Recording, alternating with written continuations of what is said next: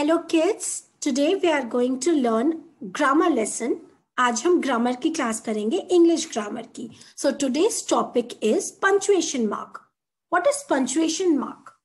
Punctuation mark is a marks which we use to make our sentence more clear and meaningful. Punctuation marks वो mark होते हैं जिनको हम use करते हैं अपने सेंटेंसेस को और भी क्लियर और भी मीनिंगफुल बनाने के लिए. अगर हमारे सेंटेंसेस में प्रॉपर पंक्चुएशन मार्क्स होते हैं तो हमारे सेंटेंसेस जो भी पढ़ते हैं उनको प्रॉपरली समझ में भी आते हैं और हमारे सेंटेंसेस क्लियर भी लगते हैं. So let's get started. First thing is capital letter and full stop. Punctuation mark में अगर सबसे ज्यादा इंपॉर्टेंट कुछ होता है तो वो होता है ध्यान देना कैपिटल लेटर्स का और फुल स्टॉप का. Look at this sentence first. The girl is playing the piano. इस सेंटेंस में आप जैसे देख सकते हैं सेंटेंस के शुरू में जो वर्ड है द का first alphabet which is T. T is in capital letter. किसी भी सेंटेंस की शुरुआत का जो पहला लेटर होता है वो कैपिटल लेटर होना चाहिए. एंड लास्ट में पियानो के बाद you can see this full stop. Full stop का मतलब होता है कि वो सेंटेंस वहां पे एंड हो गया, खत्म हो गया. सो किसी भी सेंटेंस में capital letter and full stop का इस्तेमाल करना इज वेरी इंपॉर्टेंट.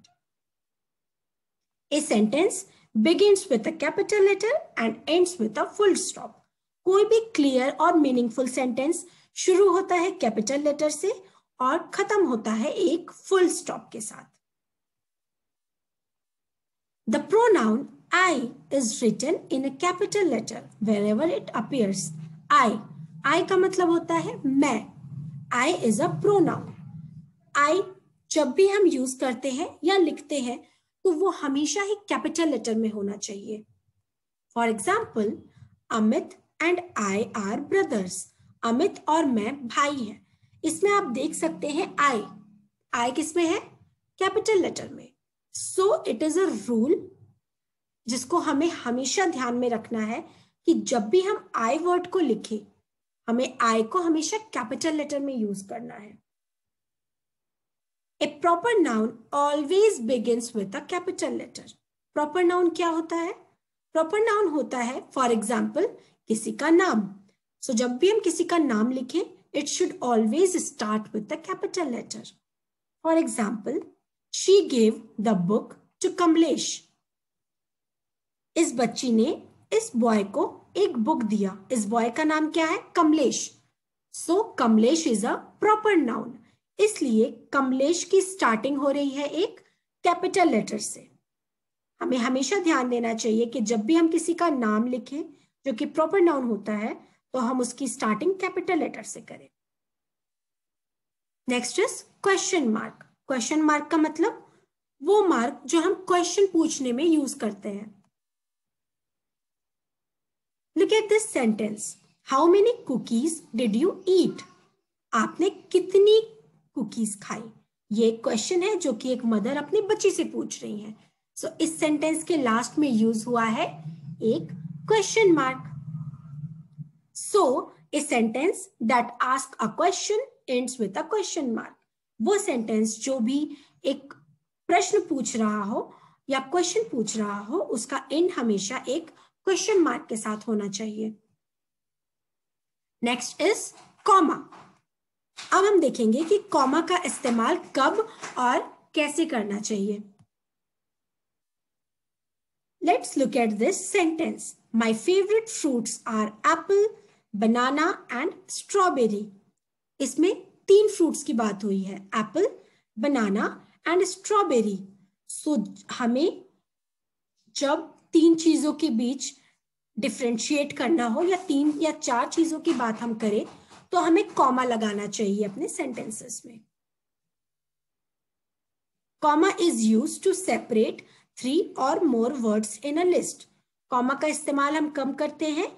जब हमें सेपरेट करना हो 3 या 3 से ज्यादा चीजें. जैसे कि हमें एप्पल, बनाना और स्ट्रॉबेरी को सेपरेट करना था, इसलिए हमने कॉमा को यूज किया। Comma is also used after introductory word such as yes, no, well, hello, etc. Comma को हम एक और जगह यूज करते हैं जब हम किसी भी सेंटेंस में एक इंट्रोडक्टरी वर्ड जैसे कि हेलो, हाय, यस, नो ये सब यूज कर रहे हो। जैसे look at this example, hello, comma, how are you doing.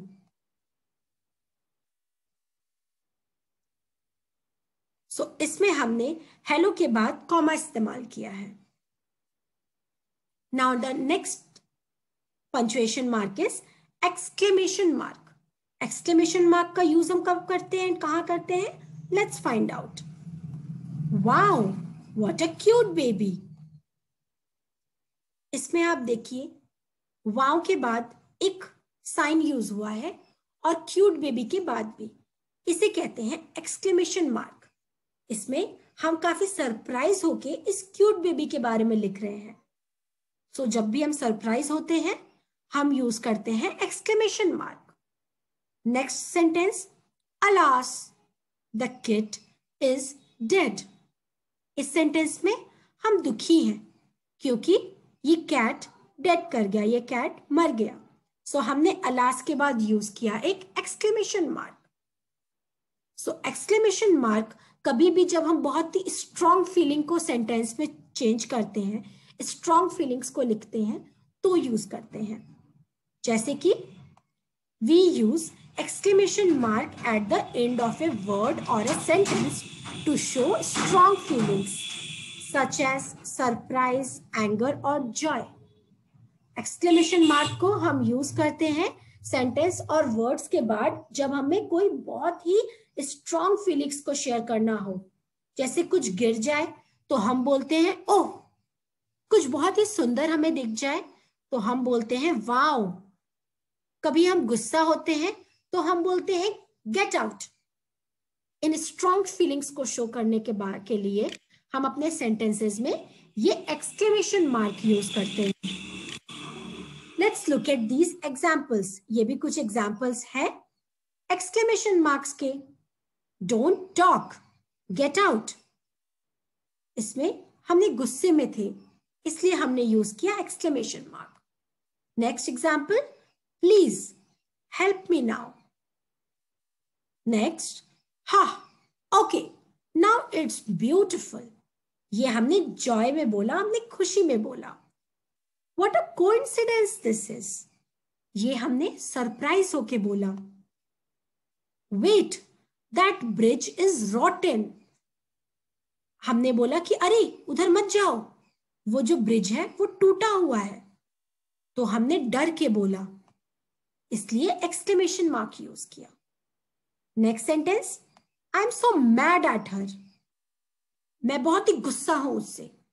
सो ये सेंटेंस कब यूज किया गया? गुस्से में, इसलिए इसके एंड में भी है exclamation mark. Last, God I am in heaven. हे भगवान, मैं तो स्वर्ग में हूं। ये खुश होके जॉय के साथ कोई बोल रहा है। सो इस सेंटेंस के एंड में भी है एक्सक्लेमेशन मार्क। सो इस तरह हम एक्सक्लेमेशन मार्क को यूज करते हैं। That's it for today. आज हमने पंचुएशन के बारे में पढ़ा। पंचुएशन मार्क्स कि हमें capital letter, comma, full stop, question mark और एक्सक्लेमेशन मार्क को कैसे और कहां यूज करना होता है। That's it for today. Thank you for listening.